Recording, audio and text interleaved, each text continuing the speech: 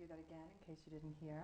Hi, I'm Kim Timlage. Welcome to Artist a la Mode. We are live in Brattleboro with two wonderful artists tonight. We have a wonderful show where they're going to talk about their own art and their lives and how they've made a living, and then open it up to a discussion about how artists can make it as a living and bringing creativity into their life.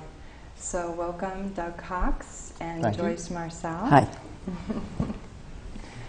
So I think I'd like to just start to, Doug, I was reading your website and I found it fascinating that it started way back in Germany, and I'm first curious to know if you grew up there or if that was your initial training for making violins, I should say. I grew up in eastern New Hampshire, about 120 miles due east of here, and loved to work with my hands and loved music and didn't particularly like school. So going someplace far away and doing something with my hands seemed like a good idea, and combining music, the violin making school just happened into my life. And how old were you then when you made this decision? I was 18. Smart. So, Smart. well, I don't know if smart is the way that this works. Lucky, I think, is more a better part. So had a couple of wonderful years in the Bavarian Alps. Very beautiful and romantic place to go through late adolescence. And came back and looked around and discovered I didn't have a better way to make a living than working as a violin maker. So I tried. I studied education for a while, and I farmed for a while, and with education I discovered I didn't like people quite well enough to spend all of my time in a schoolroom, and farming is difficult work. And did you start your training in Germany? Yes. I went to a state violin making school. Wow. So how long were you there for? I was there for 2 years. 2 years. Yeah. It was not the completion of a 3.5-year program as their full full program, but it's the Bavarian State Violin Making School, and the state has schools for wood carving, for watchmaking, for electrician, for being a machinist, all of these things. There are state trade schools. And the German students generally go to these at around 14 or 15 years old is when you then start a career there. So the violin making school was, at the time I was there, about 1/3 German and about 2/3 international students. And the international students tended to be older. Wow. Than the German students. But a very hands-on, very much an apprenticeship. That is, you go in and you spend 40 hours a week at the bench, and you have a master who shows you what to do and shows you what you did wrong and how to do it better the next time. Do you remember your teacher's name back then? Oh, Carl Roy was my shop teacher, and yes, and there was Herr Comtuscher and Herr Fürst. Herr Fürst had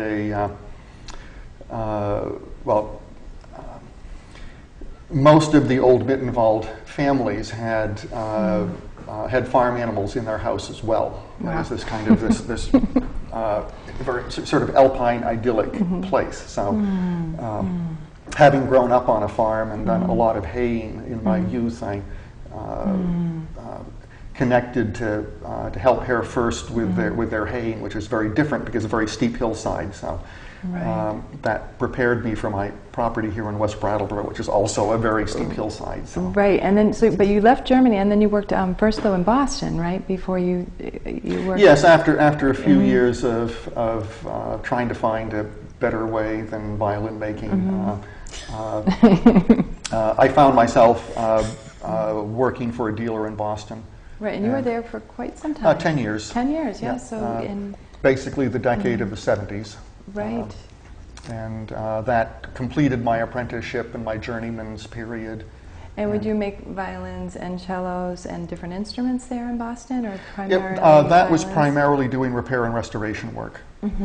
So some of it very mundane daily repair work. Toward the end of my time, I did arrange to start making new instruments again. In this case, it was only violins. And when I left there, the intention, I thought that I would build a career that would be half building new instruments and half doing restoration work. I thought that would be a good balance. But being out of the city, having young kids running around the house, and building new instruments seemed to fit better. And as I look at it now, it fits my temperament, or at least my temperament has perhaps changed to fit that kind of work. And it's great when you're self-employed and you can be an artist and you can also be a very strong hands-on parent. I think that's one of the benefits of working at home. And that my kids knew where the bacon came from. Right. And when did you open your shop in Brattleboro in Vermont? We moved to Putney in '83, and I had a shop there for 2 years. And at '85, we moved to Sunset Lake Road. And I've been working there since. And what inspired you to go out on your own? I mean, you have to have some faith and some trust, right, to know that you can, to do it. I mean, I think that is believing in yourself, that you can, I think, just listening and trusting that is very important, because it is a risk to go out on your own, and especially if you're supporting a family. And I really honor you for that, because that takes a lot of gusto to... Well, there was 10 years of preparation, and in that time, I observed a lot of things not to do in having a successful business, and had an opportunity to do a lot of, one advantage of working for someone else was that I was encouraged, supported, and sometimes even forced to do work that I would not do on my own. And having the institution to support me and encourage me, I was able to grow much faster than were I just working on my own. So starting with a school and a structure and an apprenticeship really gave you the confidence to then break out on your own, so you could have that. I think that's important too, that it is important to learn a certain structure, and then there is a container for creativity from that. Well, this is certainly one approach, and it's an approach that makes sense to me, and I'm not sure if that's just because that's what I experienced or whether that worked for me. I'm not sure that it works for everyone. But now I hear your name all the time, and I think there's 600 of your violins I read that are in the country. About 600 around and all over the world. Yeah, that's my instruments are numbered, and I think that I just put the label in number 782. Wow. And I also read it takes about 12 months to make a violin. From the time that I take the aged wood off of the shelf and start deciding this is going to be a violin till the time it's ready to be played is about a year. Right. But I'm making about 20 instruments a year, so they're instruments in various stages of the process. And you get the local wood, which is great. You use local spruce and maple from your own forest, which I think, it's mostly from the neighbor's forest. Do they know that? They're Vermonters, they'll be okay. So I think that is just amazing lifestyle. And I read that if people want to come by, they can, if they have one of your violins, they can come in for a tune-up and also get it photographed. And also that one of your greatest joys is getting the right instrument for an artist. Because music is so healing. I think you talked a little bit about that too in your website, about being a craftsman and then also connecting with the artist, and so that they can express their soul or your words. And I thought that was quite beautiful, because it is a collaboration of having a good instrument. And can you talk a little bit about that? It's only been fairly recently, say within the past 10 years or so, that I've allowed myself to think of myself as an artist. I mean, I've thought of myself as a craftsman. I've thought of myself as a tool maker, that I am making something that artists use. So I've had lots of experience working with artists, working with violinists, and understanding how they, what they need, how they work, how they feel, how they react to things.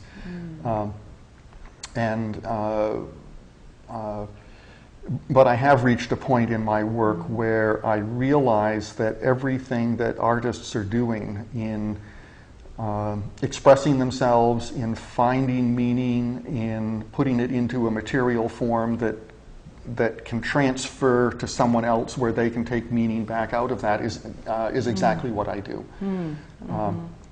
And I think to another extent or another angle that that artists define themselves by their work.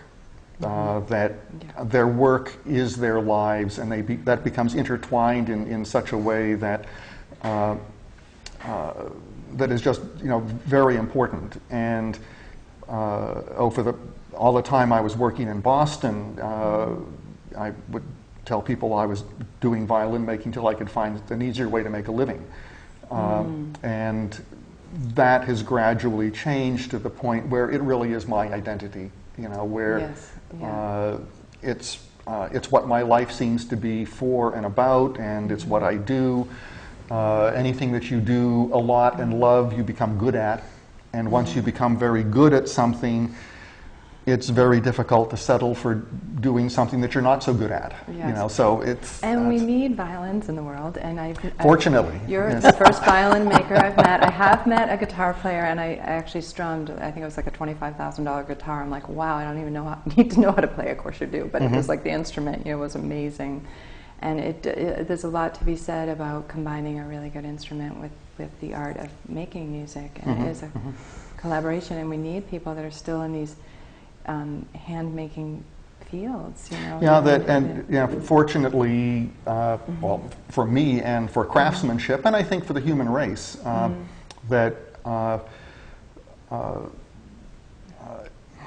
fine instruments or fine tools can't be mass-produced, that they end up being particularly something which is made with organic products, that working with wood, each piece of wood is different, and having the experience to be able to work with that, the time, the sense of how you work that piece of wood for the particular player is something that there just isn't any substitute for than the way that it's been done. Yeah, and as an art, I think teaching other people how to do this, are you taking on apprentices yourself, or have you thought about that?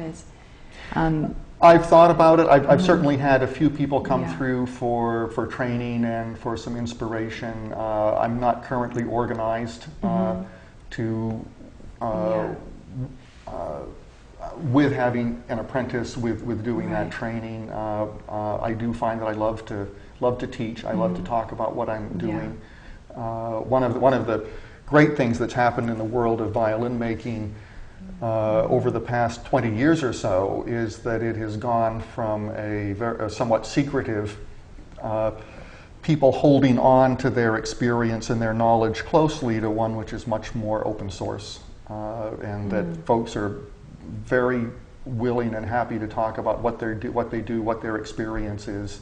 And I don't know exactly why that is. Certainly communication's easier with the internet. Collaborating and sharing. I think that it's just there are young makers and just a lot of makers who can get together and who can talk, and I find that they like to do that. Yeah, well, because when you work by yourself, I know I do as well, you get a little isolated, and even though it's fascinating work, absolutely, it's wonderful to share with someone else, like, oh, this is what's happening with me with this wood, or it's really exciting to be able to collaborate with other people that are also working individually, and which you is, can I think, share, one of and the to be validated on certain things, Right. like, yeah, I tried that and that didn't work right, you know, Right. or I found this worked really well, and I do think that's an important piece. And but let me segue just a little bit, you know, from there, because that leads right into Brattleboro West Arts, which is I guess a 5-year-old group at this point, and in sort of a week and a half, 2 weeks, the last weekend, September 29th and 30th, we're having our 4th open studio tour.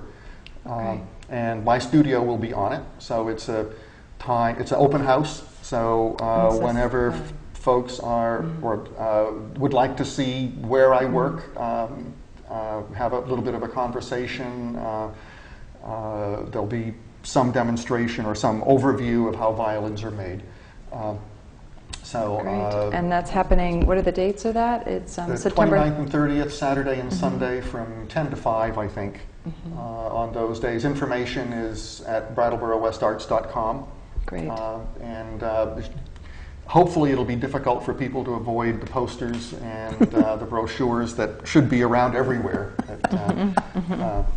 Yes. But so I think all I can add to that is a very warm invitation. That and this so this comes back to the nature of the group, is that in talking with a few neighbors who you know, some of whom work seriously in the arts and some of whom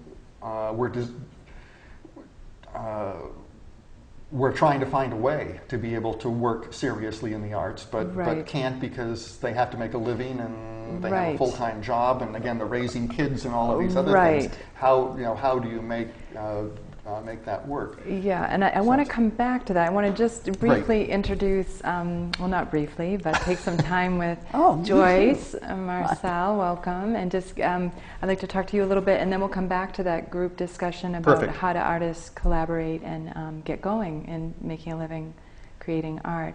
So Joyce, welcome. So you have also quite the history. You're an accomplished writer and journalist in Windham County. Thank you.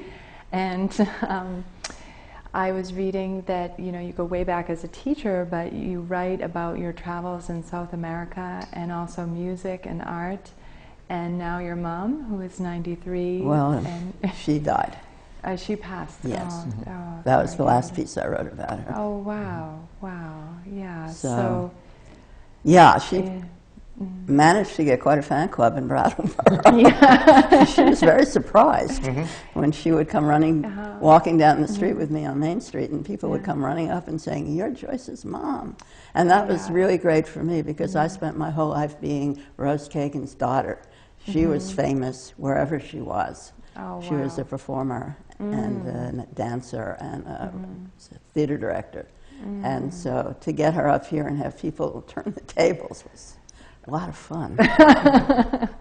Right. So. And you do a weekly column for the... It's not a weekly anymore. It was for many, many years, weekly in the Reformer.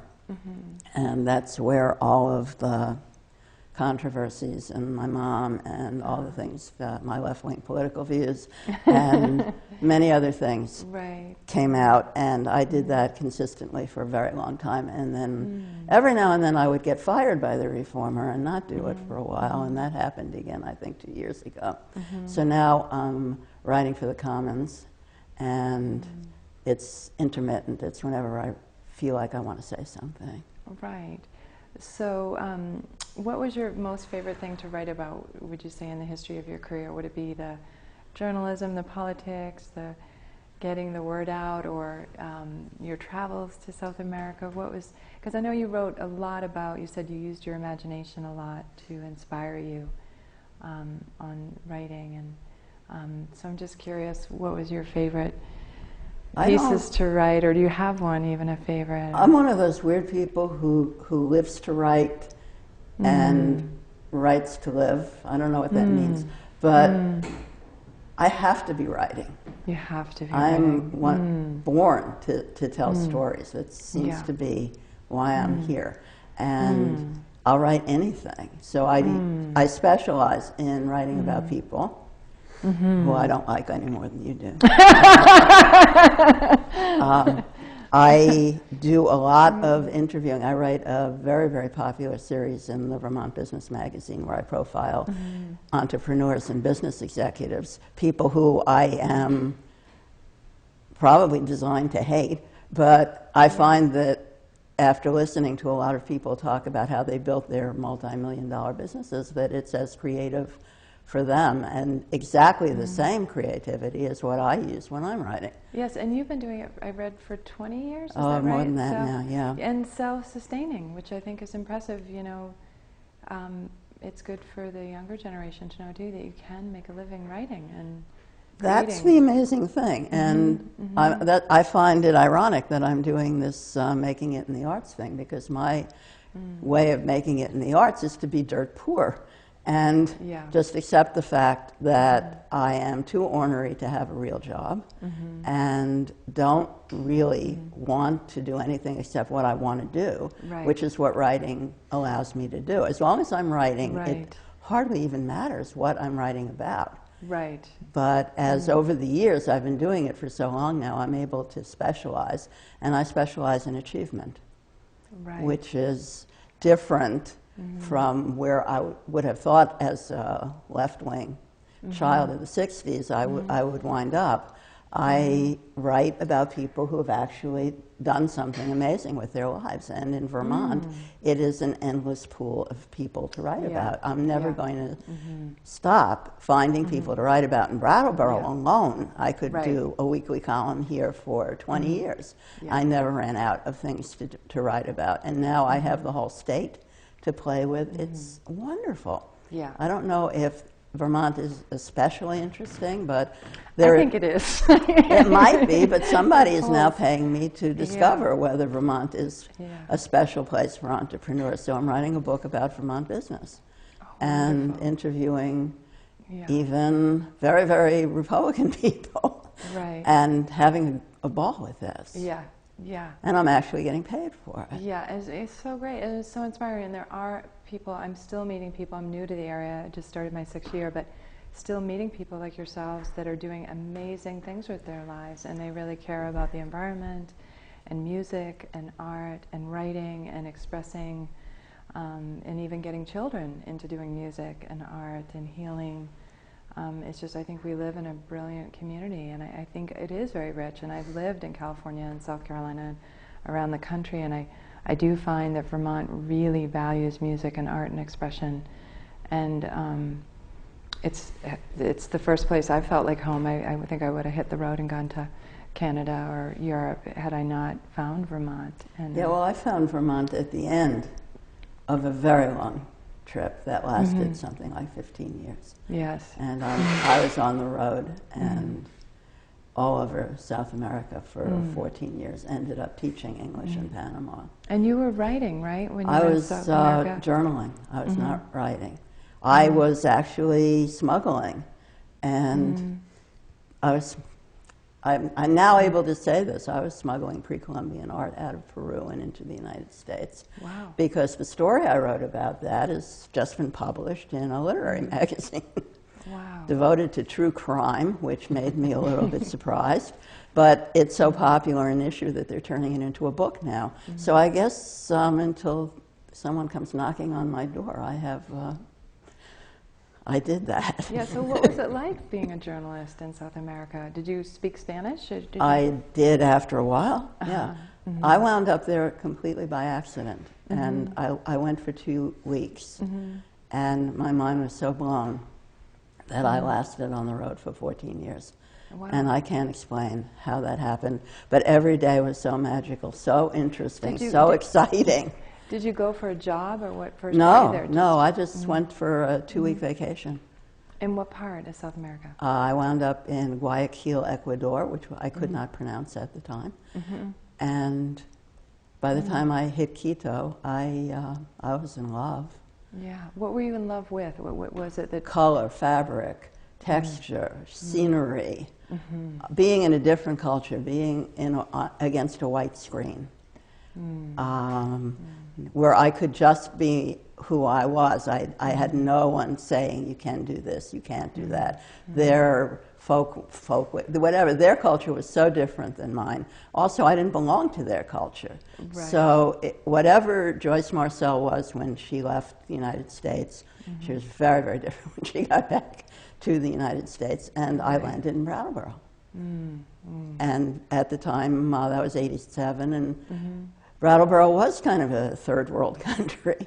Right. And it was a beautiful fit. And within a year after coming back here, I was a full-time reporter for the Brattleboro Reformer. Wow. And how old were you then? Do you think? Oh, I was very old. I was 47. Wow, wow. Yeah. I'm 70 now. Yeah. So Wow. Don't look at. Thank you. The Reformer was bells ringing and the earth moving, and I loved writing about Brattleboro every day and learning about Brattleboro. And then even before I learned anything about Brattleboro, I was writing about it, as we all see. That happens a lot in newspapering. And then they hired Randy Holhut to be the sports guy, and then Randy and I started living together, and we've been together for 23 years. Wow. And he is the news editor of the Commons. So I got everything. I got a real life here. Well, it sounds like from an early age you really trusted your intuition and lived outside of the typical, this is what you do in life, and that you really listened to that whisper. That I think that voice is a lot softer than the ego voice, oh, you should do this and you should do that and this is what you got to do. I mean, some of the most brilliant people dropped out of school, or, I mean, I'm not saying promoting not go to school, but really listening to your intuition, because it brings you to those places and doing what you, like you said, I have to write. Like, it's just your joy. And we're meant, I think, to be on the planet to do what we love. And the world needs more of it, because then you're happy. And you're bringing that energy into the world, and it's just so important, I think, because as human beings we're meant to express and be happy. And when we go to different cultures, I mean, every culture has its light and dark, but I think the United States is very focused on working hard, and it's getting away from expressing, and you're seeing the depression and anxiety increasing, and because we need music and we need art and we need to write and to celebrate. What a journey, and so important for young people, I think, listening too, to trust that. And I think so, yes. And well, should we talk a little bit about collaborating as artists and how you two met? And Well, I think maybe I wrote a story about him. How do you think we met? And I read her articles in the paper. So that's we live in the same town, and that's part of living in a small town that is open and connected the way Brattleboro is. But she actually wrote a story about you, and that's how you met? This is the thing. I am basically a very shy person, and I couldn't ever call up Doug and say, I've heard about you, you're wonderful, could I just meet you? But I can call up and say, I'm writing for blah, blah, blah, blah. Can we do an interview? And everyone says yes, because they all want to be in the paper. I am the only person who has never had an article written about them. And I'm really irritated by that fact. So this is why I do things like that. Well, maybe you could write one, a self one. I can. That would be great. Somebody has to do it for me. Oh, they have to do it. Yeah, like I'm listening to you interview, and I'm listening to you critically, because this is my job. Right. Yes. Yeah. I'm okay with critics. It's okay, you're doing good. I have a big one that lives in my head. I just push her aside a little.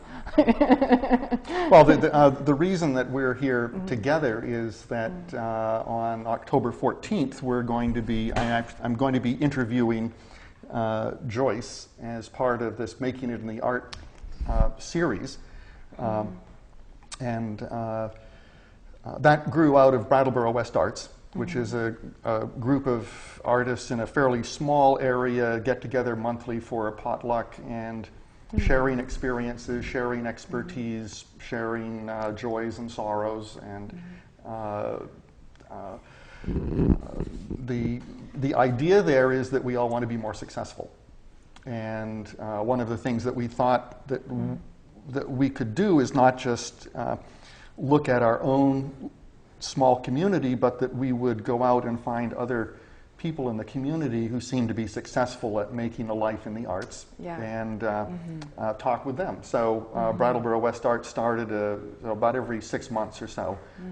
We would choose someone and invite them to a potluck and have an open conversation about how did you get to where you are and what does success look like to you, which is that's probably turned out to be the most interesting question. What does success look like to you? Is what is success? Because everyone worries about money, right? And that becomes the kind of the thing. Well, how do you make enough money at your art in order to do things? But it became really very clear that for most artists, it's not how do I make a lot of money, but how do I free myself from the other obligations and from the time in order to be able to do what I want to do. Yes. So money becomes a shorthand for how do I have the time and the freedom and the resources to be able to do my work.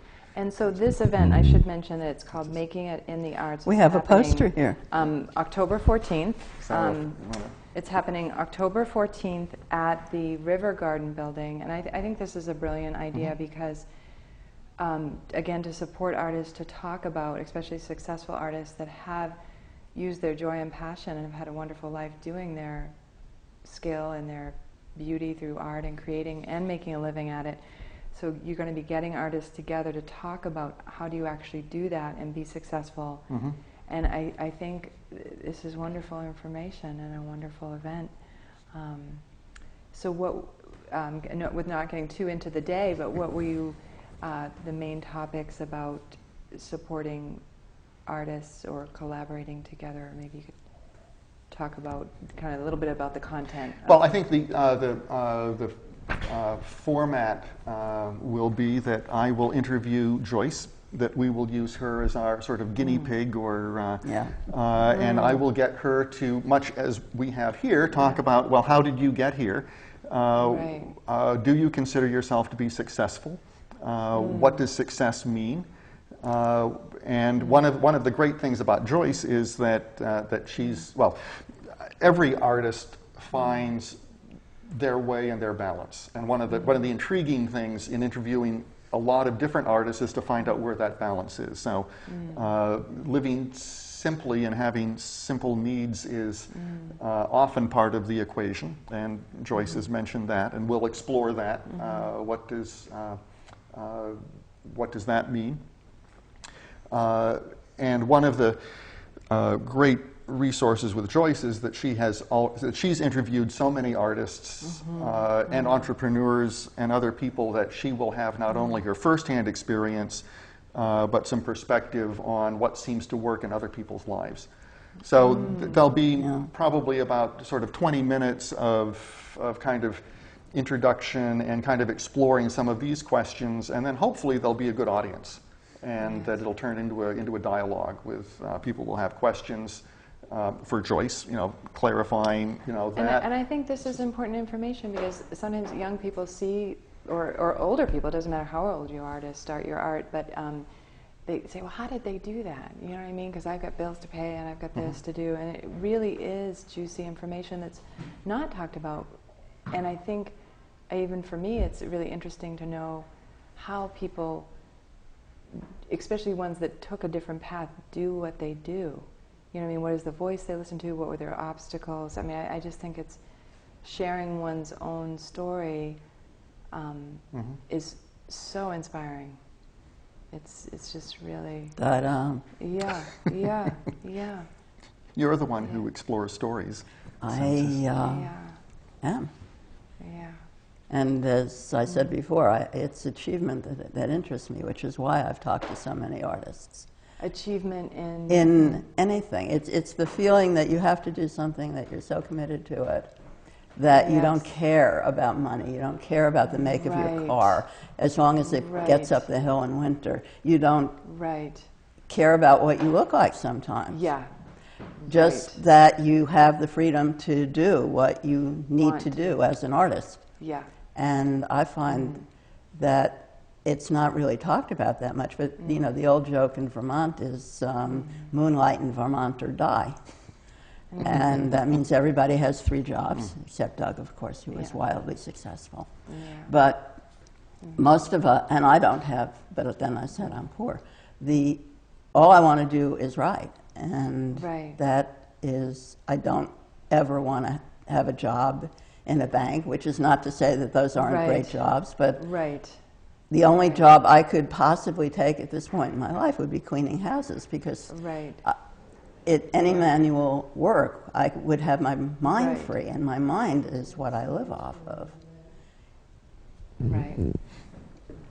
Yes, and I do think what you just said about this is what you have to do no matter what. It sounds like this event could kind of help people in that direction of listening to that voice as like, this is what I got to do. And spending time with those people and supporting them. And sometimes it means living poorly or living simply, but what is success and happiness? And I know even at midlife I've tried different things, and it's very interesting when you try different things and what actually makes you happy, or it's an ego thing where, oh, this is going to be so great, and then you do it, and I didn't really light my fire, but then you do something else and you're like, wow, I just feel so fed from the inside. Do you think it's luck that brings you to what you want to do? I think it has something to do with luck and also suffering, because if you get so unhappy of doing other things, that if you want to be happy, it's I think if you have a strong desire, I think, to be happy or find what your soul's purpose is. Did you? Maybe some luck. But we make our own luck, I think. That's a good way to put it. Is one way of looking at it. No, I think being fortunate enough to have to develop some self-understanding, to know what it is that does make one happy, you know, and I think being free enough to be able to explore that, free of the fear of failure, free of too much indebtedness, where you feel as though you don't have options. I think, we talk so much in this country about freedom, and yet we have so little because we box ourselves into such a straight thing. And this conversation is just triggering in me. The way I've been able to do this has been by being very, very sensitive to what's around me. Part of that is why I'm still alive after so many years in South America. But part of it is the coup de foudre is very important in my life. I get hit by lightning often. And a lot of times it's a guy, and let's face it, a lot of times it's not the right guy. But it's also like the first time I saw my byline. You saw your what? My byline in print, the first time I saw my name in a newspaper story. And literally, it was like lightning hit me. And I don't know if that was luck. Yes, I made it. Yes, I had the talent to do it when the opportunity finally came. I don't know what it was, but as soon as it happened, I knew there was no going back, there was no looking, no questioning. It felt right. That's it. Yeah, it feels right. It feels, and I know when I'm listening and I'm doing what I love, doors open. It's like I have to take that step, but the universe will support me. You know what I mean? And sometimes there's a waiting period, and each thing happens for a reason, because maybe I'm not ready to handle a certain situation until I've completed the work in a certain situation. And if I'm listening, like you said, then it will bring me to the next piece. Well, on my website, which we haven't mentioned, but I will plug it at joycemarcel.com, that poster, which I think is gorgeous, I just realized that that's actually my website. I hope you don't mind our stealing it. It's got the carnival. And it my icon is old carnival player with the balloons, and I think the first line on the website is it was a coup de foudre. It was looking at this guy with his balloons and his harlequin pants, and He was a little ceramic statue worth nothing, and I fell in love with him, and I paid way too much money at the auction up in Townsend, and he's been my icon ever since, and that was, I just fell in love with him. You can say that about everything in my life. I just fell in love with him. Yeah, and I think trusting what you're drawn to and what you love and what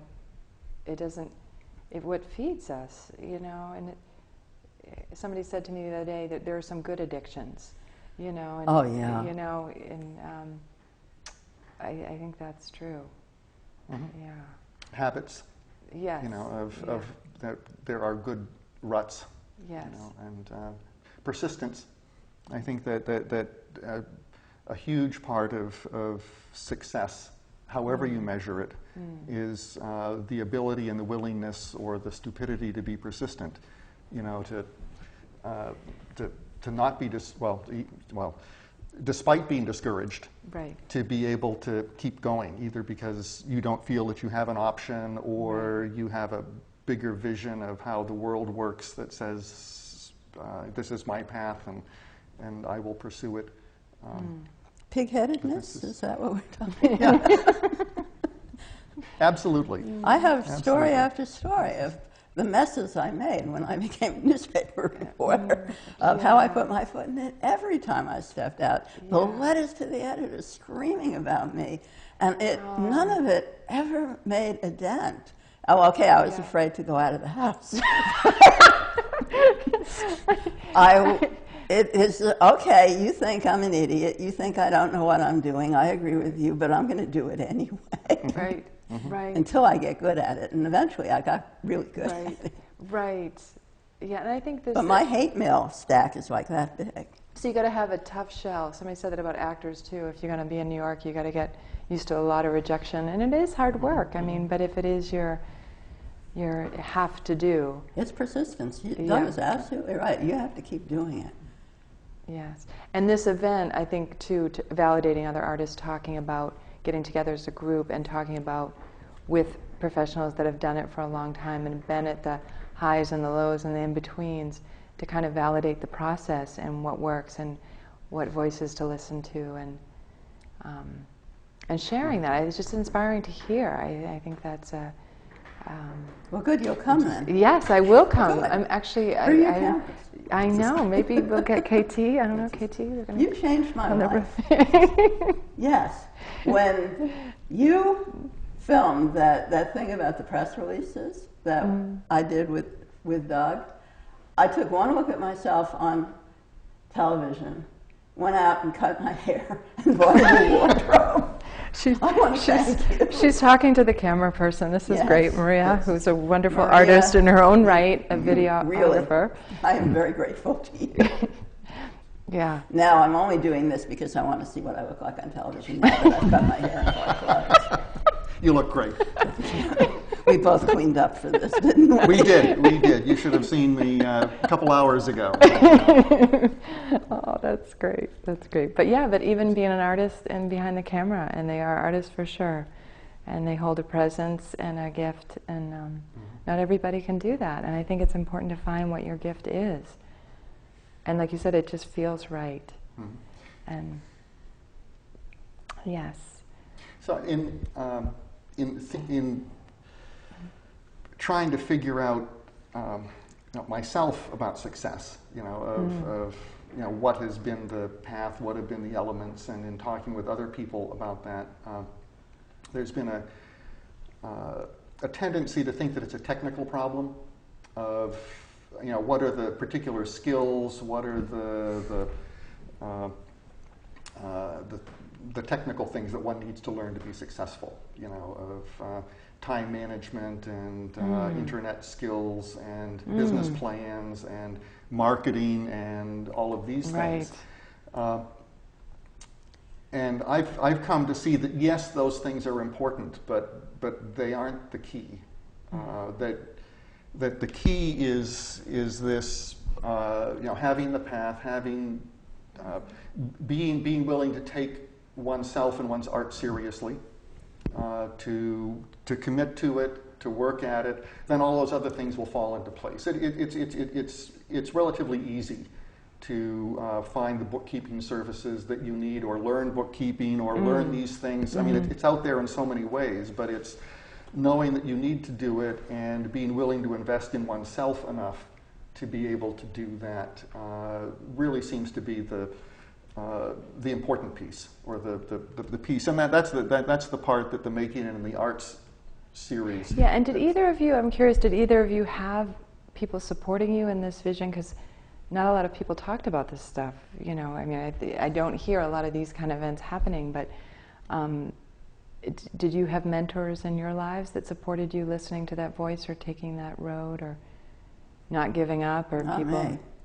So you were on your own. Nobody said, Joyce, go to South America for 2 weeks and stay for Right. 14 years. Right. Certainly not my parents. Right. So you didn't have support. You had the opposite. I had no support for this. But you listened anyways. Hard-headed. Hard-headed. Yeah. I wanted to, you're bringing up a word that we don't use when we talk about making in the arts, and discipline is that word. Discipline. You have to do it every day. It's not, oh, I have an inspiration and I'm going to sit down at my computer or my typewriter or my quill pen. We've been through a lot of technology in my career, but you do it every day because you have to. Because you want to, but even when it's difficult, when you don't know what the next page is going to be, when you're hung up in a story, you just have to do it. You can't go out and hang out with your friends. And the discipline is so critical. Discipline. Yeah, if you're talking about telling young people that, I mean, I know So it it's doesn't a matter hard if you're word, tired but or you feel like it. You just really do it no important. matter what. Discipline every day. Like, do it in when you don't want to do it, or when nothing's coming through, just cut out that time. Now, Ernest Hemingway once said that when he was writing, he would never stop for the day until he was at a place where he knew exactly what came next. So if he hit a hard spot, he would stay at it even longer than his normal work time, so that he set it up for himself. The next day he would come in and know exactly how to start. And I've always thought that that was a really good lesson. Wow. No, and I've, thinking about that word discipline. Yeah, go ahead. I had a hard time with that in Germany, that there was a little too much of it for my taste. That was where I realized that deep down inside I am an American. That freedom, that opportunity to go in different places and make a mess of one's own life if you want to do that was quite important. So Germany was very disciplined. But I did have both some early models of, I guess you could say, mentors, early on, but the German training is all about discipline, and I think it was very helpful to have that added into my life, in that way. No, but I've been incredibly fortunate. Not so much role models as people whose path I am following in, but people who are interested in my work and could help me by giving me loving but very critical and very powerful criticism to know what is working and what's not working. So I've been very fortunate in having that in my career. That's very lucky. And how did that happen? Just coincidence, or you'd run into someone, or that would actually be an interesting question, to explore. I mean, it feels like it just sort of happened, but I expect that there are some things that one has to do to be open to it. There have to be some internal attitudes that allow it to happen, because giving honest criticism to someone is a very dangerous and a very hard thing to do. And for most of the, well, in this case, it's dealing with string players, with violinists who are trying my instruments. It is much easier for them to say, "Oh, this is very nice. Oh, this plays wonderfully. Oh, this is so beautiful." Right. But to risk getting into a place where it is a true criticism. It's awkward, it's difficult, and it's often, it can be politically risky, you know, that you want to have as many friends as possible. And if you start giving people honest criticism, they may not be your friend, and it may be someone who a friendship is going to be important. Right. So it's a incredible blessing, you know, in one's professional development to have that loving, caring, and a person to take that criticism. risk and be like, I really like this, but this is what I'm needing more of, or this is what I'm hearing. Or So were those musicians for you that ended up giving you this feedback? Yeah. That was so helpful. Yeah. Musicians that would take a risk and say, I like this, but this is what I'm needing more. I want to say, now that we're talking about mentors, in journalism, I have had one great mentor. And for people who's watching this, it's Norman Runyon, who was the editor of the Brattleboro Reformer for many years, a very gifted man. Absolutely no warmth, no coddling, and his favorite expression, which I cannot repeat the entire bit of it on television, was "don't up." And we made a T-shirt when he quit, and we put that on it. We all have them. But he hired me. He thought that I had talent. I knew nothing about journalism. I am forever grateful to him. And he also hired Randy, so I'm very grateful to him for that too. But I learned how to be a reporter from him. And I am very proud of the fact that I was the last hire before he left the Reformer. Yeah. And he also said that I was the best writer who ever walked in the door. Now, And so how you did can he take teach that with a you? grain How of did salt. He said give that you to all the girls. I think he did. But how did he teach you? How did he give you Never feedback? thought Sorry. I'm sorry. No, that's Go okay. ahead. How did he teach you, or what worked for you? And was it the way he did it, or was it? The first thing they did was make me a stringer. And that means that I was not a full-time employee. And they sent me to Vernon to cover select board meetings. And for me, this was heaven, because I thought they were living in the Middle Ages. They were sexist, they were racist, they were everything. This is back a long time. They're probably very nice people now.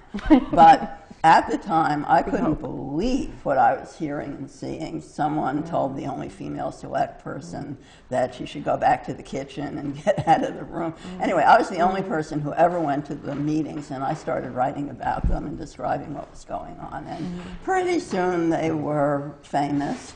And once I got pulled over by a traffic cop, and I handed him my license, and he said, "Oh, you're Joyce Marcel. You keep telling us what those idiots in Vernon are doing." He let me go. So it was learning by experience. They had good editors, and their editors wouldn't let me make a mistake. And I had to learn from my Yankee, and that's a hard topic to write about. I didn't even know there was a nuclear power plant in Brattleboro when I moved here. Right. And I was a little shocked to find out that there was one. But to cover it, but the editors knew what was right. They knew when I was making a mistake. They let me go when I was being a little creative. And I learned by doing it. And the first time I made a really big mistake, and I got something wrong, and it was a front page story, and Norman had a fit, and he started screaming at me and cursing and waving his arms, and he was with all of his acolytes at the front door, and they were all cringing like this, and I was like, "What? I don't know." And I said, "I don't know what I'm doing." "You have editors for that." And went off. And about 2 days later, he came back and he said, "You know, you're right. I did have editors for that." He was terrifying, but he taught. Yeah. I find some of the best teachers, their personalities might be a little off, but when they see something in you and they hold that container of safety, just like you said, they let you go a little bit, but then they pull you in, and you can actually have a good fight with them, and they're okay with that. If you can fight with them, if you're not terrified. If it's a clean fight, but you know, he did. You had the courage to speak up and say you have editors for that, and he came back and said you're right. So, yeah, it's interesting. Yeah. Do you have the responsibility to be a good boss if you're a boss?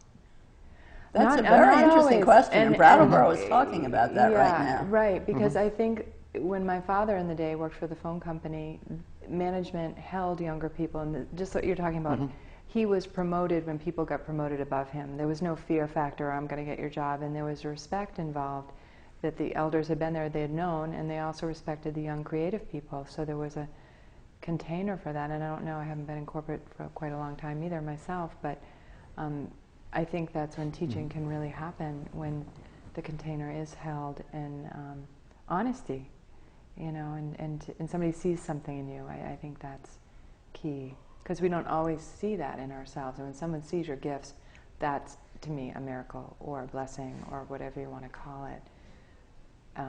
Because we need mirrors, and we need good ones. It's I think that's probably even harder to see it in ourselves than it is to see it in others. Yeah. So. Yeah.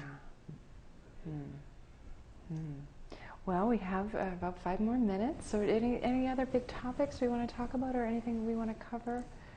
No, this is so rich.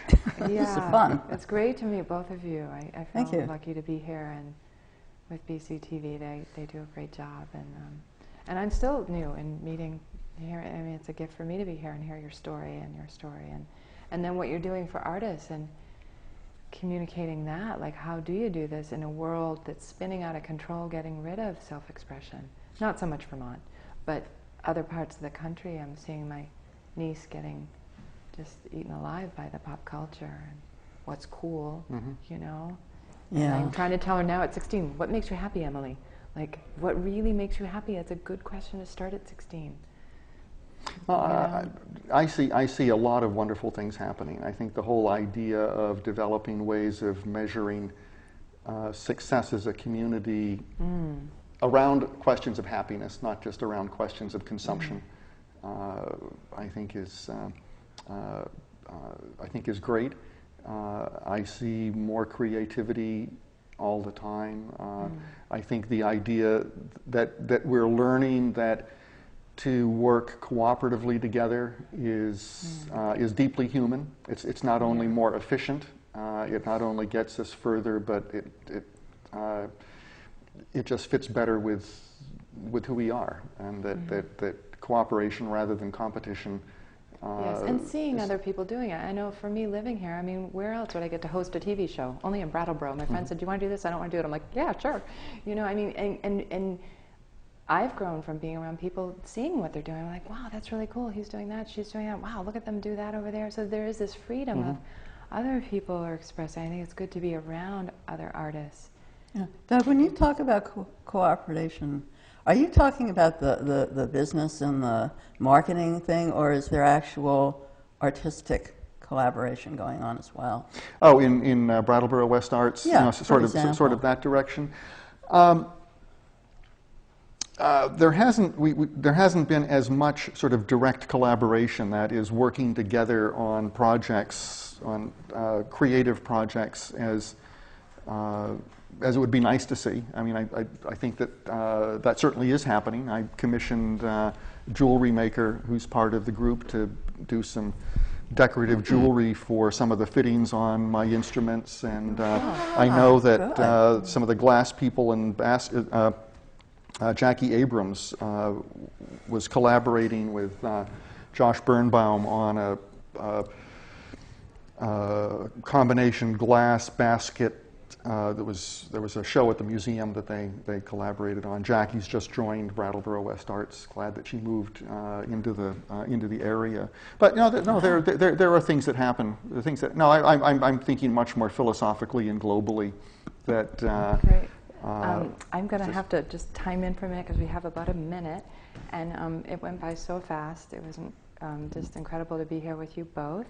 And I just want to thank folks for joining us at home, and check us out next month. We'll be down at the Whetstone Studio for the Arts, which is an amazing building reconstructed by David Parker, and there's going to be artists, and we'll be taking a look at that building as well as talking to the artists that are doing their work there.